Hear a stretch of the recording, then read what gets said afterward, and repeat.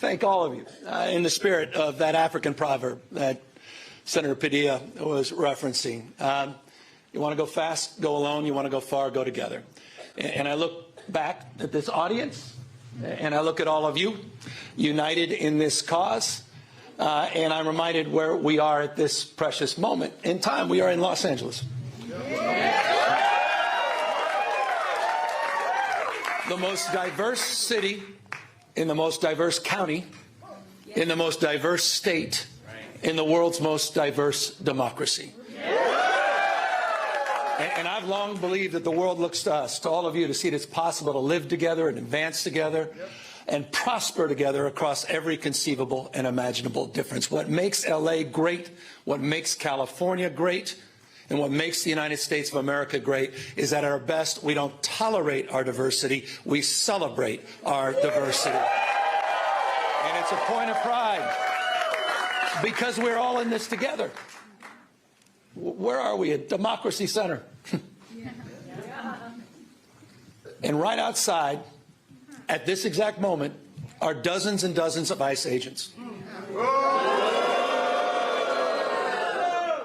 Donald Trump, you think it's coincidental? No. Donald Trump and his minions, Tom Homan, tough guy, clearly decided, coincidentally or not, that this was a location to advance ICE arrests. Indiscriminate? Perhaps. We'll find out later.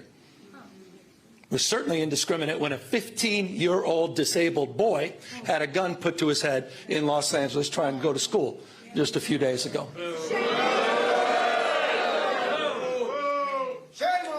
I met with it. I don't need to belabor this, except I want to level set. People are scared. People are fearful. You had a United States senator that was thrown down to the ground in a federal building. Alex Padilla. J.D. Vance's name is Alex Padilla, not Jose Padilla. That's the Vice President of the United States. It's another museum not so far away from us. Talks about those 53 days. Some of you know what I'm referring to. Wake up, America. This is a serious moment. Wake up to what's going on. Wake up to the fear, the anxiety. Wake up to what's happening, not just here in Los Angeles, where we saw our streets militarized. We saw our due process rights thrown out the window. You heard the word disappeared. I was with a 12-year-old boy born in Oxnard, California, whose mother and father were disappeared. 20 years going to the same packing facility every single day. He didn't even know how to get back into his own home, into his own house. Had no brothers and sisters. He has now disappeared in an attempt to find his parents. That's Trump's America. That's the moment we're living in. So these are sober times. And so I'm deeply grateful to all of you for standing up and for being here today. I'm grateful for all the elected officials that are here, members of Congress, not just our 2 U.S. senators, to members of the California legislature for having the courage of their convictions, for standing tall and standing firm, to recognize today is Liberation Day in the state of California. And as Senator Schiff said, Donald Trump, you have poked the bear, and we will punch back. Here's the good thing about California, folks. We're the size of 21 state populations combined. We're the 4th largest economy in the world. We're not a small, isolated state. I know they say don't mess with Texas. Well, don't mess with the great Golden State. And so we're here with our state of mind, with the clarity of our purpose and conviction, to recognize that we need to reconcile the world we're living in. We do have agency. We're not bystanders in this world. We can shape the future, and that's what we intend to do today. We're here because Donald Trump, on January 6th, tried to light democracy on fire, tried to wreck this country, tried to steal an election, as Alex just said, by trying to dial in for 11, almost 12,000 votes. And here we are, in open and plain sight, before one vote is cast in the 2026 midterm election. And here he is once again trying to rig the system. He doesn't play by a different set of rules. He doesn't believe in the rules. And as a consequence, we need to disabuse ourselves of the way things have been done. It's not good enough to just hold hands, have a candlelight vigil, and talk about the way the world should be. We have got to recognize the cards that have been dealt. And we have got to meet fire with fire. And we've got to be held to a higher level of accountability. So that's what this is about. It's not complicated. We're doing this in reaction to a president of the United States that called a sitting governor of the state of Texas and said, find me 5 seats. We're doing it in reaction to that act. We're doing it mindful of our higher angels and better angels. We're doing it mindful that we want to model better behavior, as we've been doing for 15 years in the state of California with our Independent Redistricting Commission. But we cannot unilaterally disarm.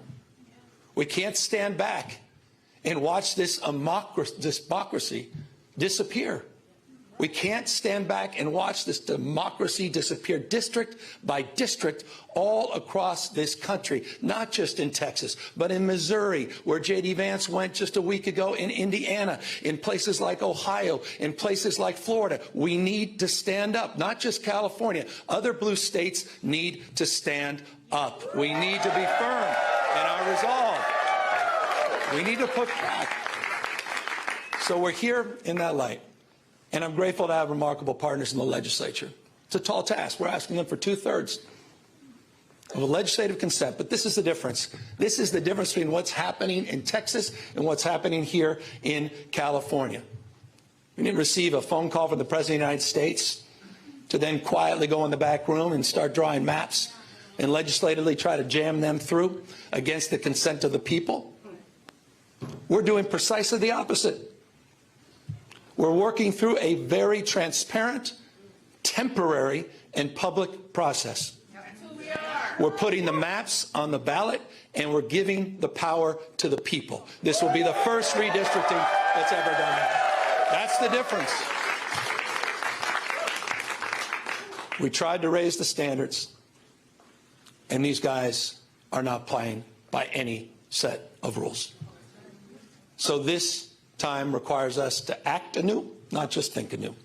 And so I'm grateful to all of the remarkable leaders that have stepped up, this unifying effort here in the state of California. And we'll be asking for the people on November 4th, a special election, coinciding with a lot of local municipal elections, to provide a temporary pathway for congressional maps.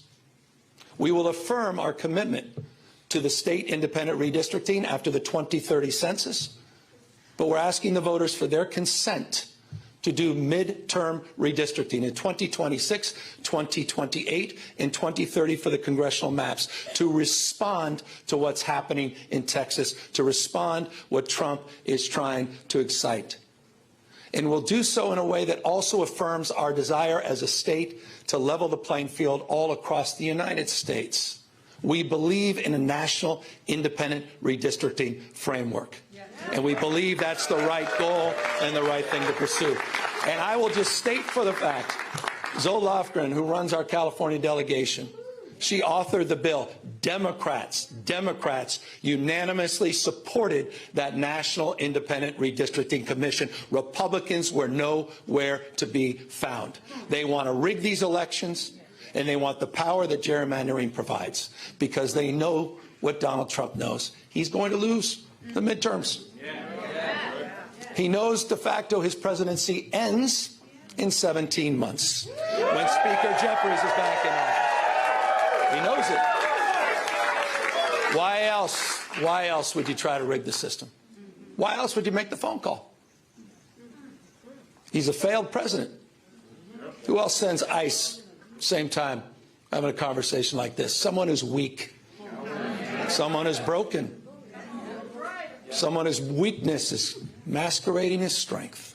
That's what he does. The most unpopular president in modern history. An economy that's collapsing all around him. You saw the new wholesale prices going up almost a full percentage point today. Inflation is going up. Job creation is going down. He's trying to rewrite history, Smithsonian, censoring historical facts. And in the spirit of what Adam Schiff said, he's trying to put America in reverse on voting rights, civil rights, LGBTQ rights, on women's rights. He wants to bring us back to a pre-1960s world. That's what this is all about. It's about power, and I want to end on this. And we are about to give power back to the people.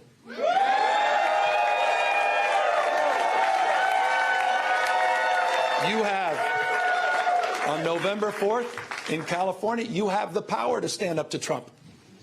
You have the power to declare that you support a system that is not rigged.